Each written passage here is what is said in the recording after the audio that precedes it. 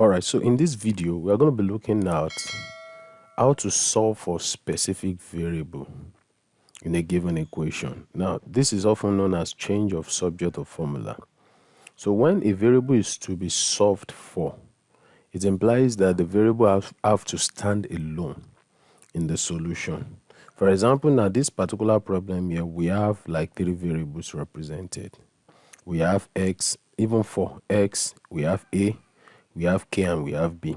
But the question says make x the subject of the formula. So in some exam, they can say solve for x in this variable. So what it means is that make x the subject of the word formula. So now let's make it. So if I'm making x the subject of formula, it requires different method.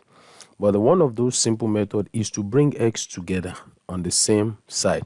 So this particular term here has x, and this other term here also has what? X. We bring them together so that we can factor x out. So in that case, I will first collect what? Like what terms.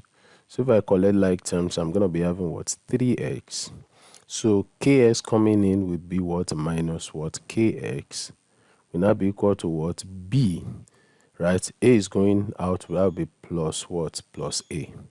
So you can see that x has been brought together. So we now factor x out. So if we factor x out, x is common to this term and this term. So we have what? X into bracket what? 3, right? Minus what? K. It's got to what? B plus what? A.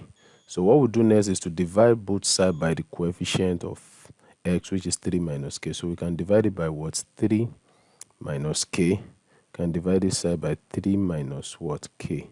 So this cancel this. So at the end of it, we are going to be having x is got to b plus a over what? 3 minus k. So what we have been able to achieve here is that we have solved for what? X. You can see that x does not reappear again in this what? Solution, meaning that it has been made the subject of the what? Formula.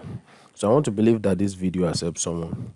Please don't forget to subscribe, like, share, and endeavor to comment as well. See you in the next video. Thank you.